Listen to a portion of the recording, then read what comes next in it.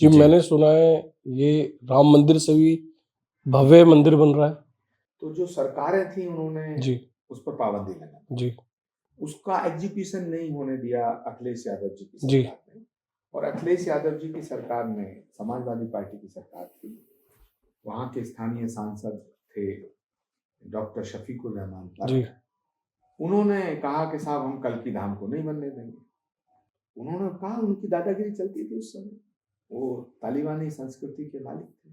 लेकिन उत्तर प्रदेश की सरकार ने, अखिलेश यादव जी की सरकार ने श्री कल्की धाम के निर्माण पर पाबंदी लगा दी। संभल को दंगों की आग में जलाने की साजिश में शामिल है अखिलेश यादव, जी क्योंकि उनके सांसद, उनके विधायक, जी उनकी पार्टी के बड़े बड़े औहदेदार, जी ये सब भीड़ को उकसाने में, भीड़ को बरगलाने में और पत्थर फिकवाने में शामिल थे।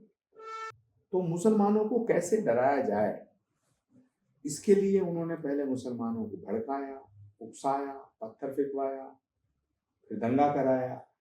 मुझे ऐसा लगता है सनातन धर्म को हमारे थोड़ा सा दबाया जा रहा है। देखिए, सनातन किसी से दबता नहीं है। जो दबता है वो सनातन है। सनातन को मिटाने वाले जी इसलिए मैंने ये भी सुना है ये लोग ये चाहते ही नहीं है संबल मंदिर बने। जी जी। मैंने सुना है ये राम मंदिर से भी भव्य मंदिर बन रहा है।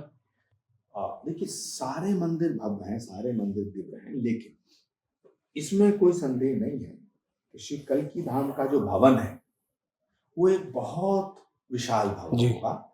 और उसमें एक और विशेषता है कि पूरी दुनिया में जितने मंदिर हैं, जितने धाम हैं, उनमें भगवान का एक एक गर्भगृह है। जी यानी अगर आप भगवान के किसी मंदिर में जाएंगे, अगर भगवान राम के मंदिर में जाएंगे तो फिर भगवान राम का ही गर्भगृह है। जी जी भगवान कृष्ण के मंदिर में जाएंगे तो भगवान कृष्ण, जी कृष्ण के भगवती के मंदिर में जाएंगे तो माँ दुर्गा का, माँ दुर्गा। हनुमान जी के में जाएंगे तो हनुमान जी का गर्भगृह। जी लेकिन कल्की धाम पहला ऐसा धाम होगा जिसमें भगवान के 10 अवतारों के 10 अलग अलग गर्भगृह हैं। भगवान के जितने अवतार होंगे उनका दर्शन करने के बाद तब हम अंतिम अवतार का दर्शन करें। तो जी श्री कल्की धाम इमारत की दृष्टि से, भवन की दृष्टि से अभी बनना बाकी है, अभी बन रहा है। उसे लगभग 4 से 4.5 साल लगेंगे। जी लेकिन भावना और श्रद्धा की दृष्टि से श्री कल्की धाम लोगों के दिलों में बन चुका है। जी। तो आपको इसमें किन किन परेशानियों का जब और हमने श्री कल्की धाम के बनाने की घोषणा की और हमने ये संकल्प लिया, तो जो सरकारें थी उन्होंने जी उस पर पाबंदी लगा दी। जी फिर हम हाई कोर्ट गए, फिर हम सुप्रीम कोर्ट गए, फिर हम दोबारा हाई कोर्ट गए, फिर सिंगल बेंच ने फैसला किया। उसका एग्जीक्यूशन नहीं होने दिया अखिलेश यादव जी की जी सरकार ने। और अखिलेश यादव जी की सरकार में समाजवादी पार्टी की सरकार थी। वहाँ के स्थानीय सांसद थे डॉक्टर शफीकुर रहमान जी पर। उन्होंने कहा कि साहब हम कल्की धाम को नहीं बनने देंगे। पर ऐसा क्यों? उन्होंने कहा उनकी दादागिरी चलती थी उस समय। वो तालिबानी संस्कृति के मालिक थे। वो रहते तो भारत में थे लेकिन गीत तालिबान के गाते थे। जी तो उन्होंने कहा कि हम कल्की धाम नहीं बनने देंगे। अखिलेश यादव जी की सरकार उनके सामने झुक गई और कल्की धाम पर पाबंदी लगा दी। 7 नवंबर 2016 को जी शिलान्यास होना था।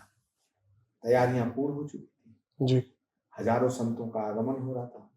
लेकिन उत्तर प्रदेश की सरकार ने, अखिलेश यादव जी की सरकार ने श्री कल्की धाम के निर्माण पर पाबंदी लगा दी। फिर हम सुप्रीम कोर्ट गए, फिर हम हाई कोर्ट गए, फिर हाई कोर्ट की डबल बेंच ने फैसला लिया जी 2023 में जी श्री कल्की धाम के निर्माण पर लगी हुई पाबंदी गलत है।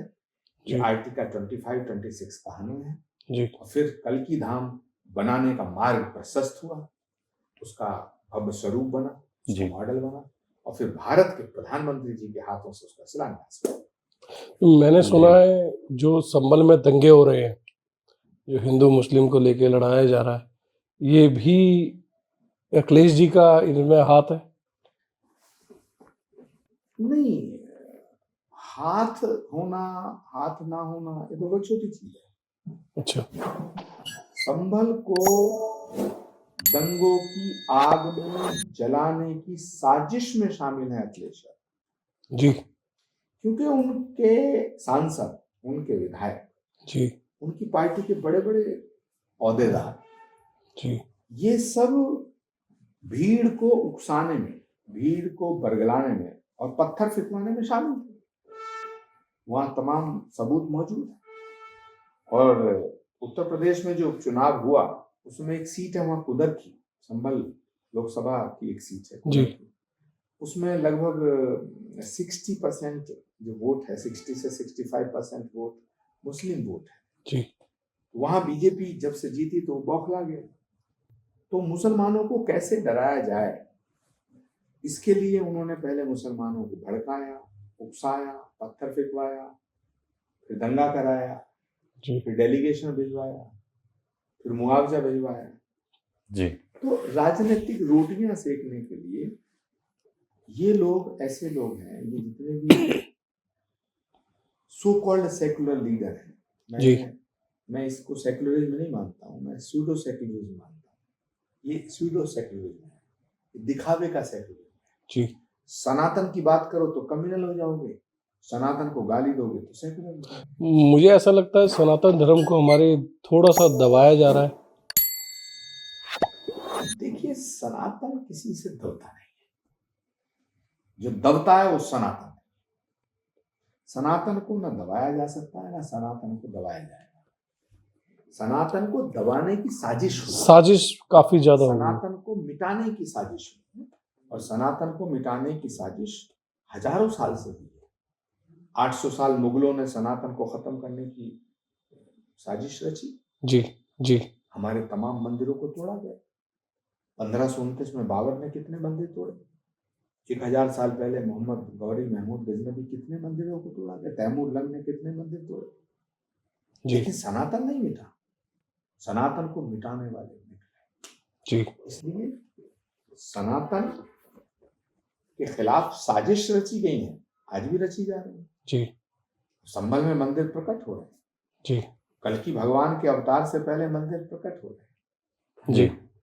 एक टाइम था जब हम 18 साल पहले, 17 साल पहले, 15 साल पहले अपने भाषणों में, अपने प्रवचनों में बोलते थे कि भगवान कल्कि का अवतार होगा, संभल में होगा। तो लोग कहते थे संभल कहाँ है? अब जब से नरेंद्र मोदी जी के चरण पड़े हैं, उन्होंने श्री कल्कि धाम का शिलान्यास किया है, सबको मालूम है कि संभल कहाँ दुनिया संभल की संभल कर दी। आज संभल, सब लोग संभल के बारे में पूछते हैं, संभल में क्या चल रहा है। मैंने ये भी सुना है ये लोग ये चाहते ही नहीं है संभल मंदिर बने। इन्होंने तो कल्कि धाम के निर्माण पर पाबंदी लगा दी थी। कल्कि धाम के निर्माण पर पाबंदी लगाने वाले भी थे। अच्छा। जी। कल्कि धाम के निर्माण पर पाबंदी लगाई। जी। भाई, धरती हमारी, धर्म हमारा, धन हमारा, धाम हमारा, आप हमारा निर्माण रोक देंगे? वो तो भला हो इस देश की अदालतों का, अदालत ने फैसला दिया। इन्होंने तो राम मंदिर नहीं बनने दिया, राम मंदिर का फैसला भी अदालत ने किया। वही जब श्री राम मंदिर, राम मंदिर का फैसला अदालत ने किया जी, और शिलान्यास प्रधानमंत्री मोदी ने किया जी, और कल्कि धाम का फैसला भी अदालत ने किया और वो भी शिलान्यास प्रधानमंत्री। कल्कि महाराज का मंदिर भी भव्य मंदिर बनेगा। भव्य मंदिर। मैंने अभी एक सवाल आपसे कर रहा था, सनातन धर्म को हमारे दबाने की कोशिश कर रहे हैं। जैसे अभी आपने बताया, मैं राम मंदिर के उस उद्घाटन में गया तो कहीं ना कहीं इन लोगों का काफ़ी ज़्यादा जोर चलता है, हमारे धर्म से रिलेटेड चीज़ें काफ़ी ज़्यादा मिटा देनी चाहिए, ये चीज़ें नहीं होनी चाहिए। आज मोदी जी नहीं होते तो शायद हमारी ये कल्कि धाम नहीं बनता।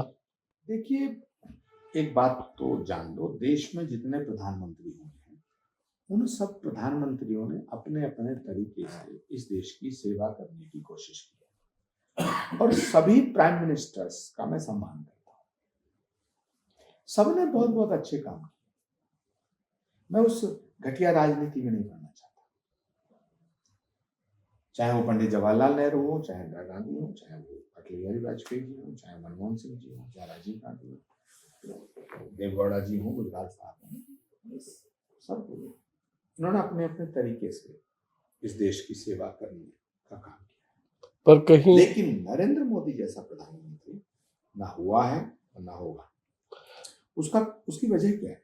जी, कि जिस तरह के फैसले इस देश के हित में जी नरेंद्र मोदी ने लिए, वो फैसले हो नहीं सकते थे अगर देश के प्रधानमंत्री मोदी ना होते।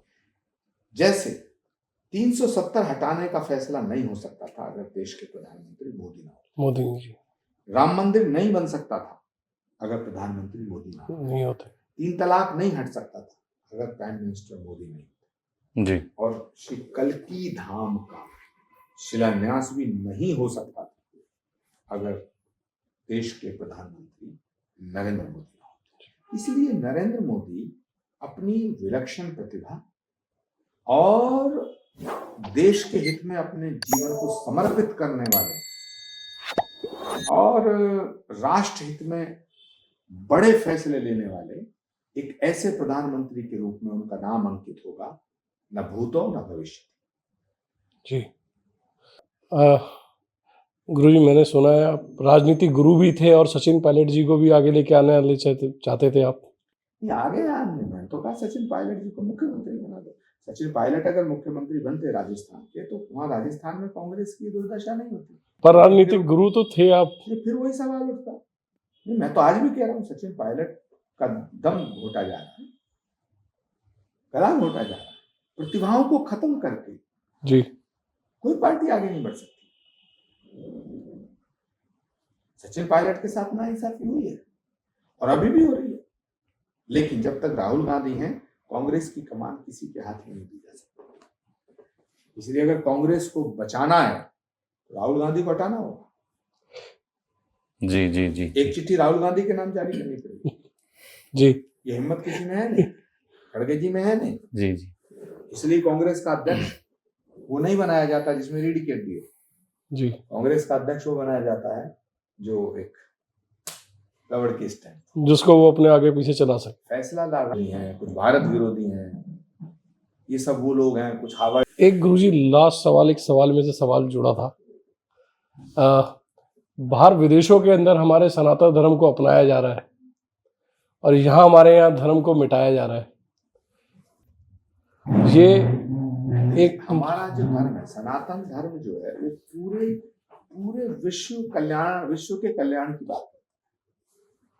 जी वसुधैव कुटुंबकम यानी पूरी वसुधैव परिवार, विश्व बंधुत्व। जी हमारी तो प्रार्थना भी अपने लिए नहीं है। हम ये नहीं कहते भगवान हमें खुश रख, हमारा कल्याण कर। जी हमारी तो प्रार्थना, सनातन की प्रार्थना क्या, सर्वे भवन्तु सुखिनः सर्वे सन्तु निरामया, सबका कल्याण करना। जी तो जिस सनातन की प्रार्थना में पूरे विश्व का कल्याण शामिल हो, उस सनातन को भला कौन मिटा सकता है।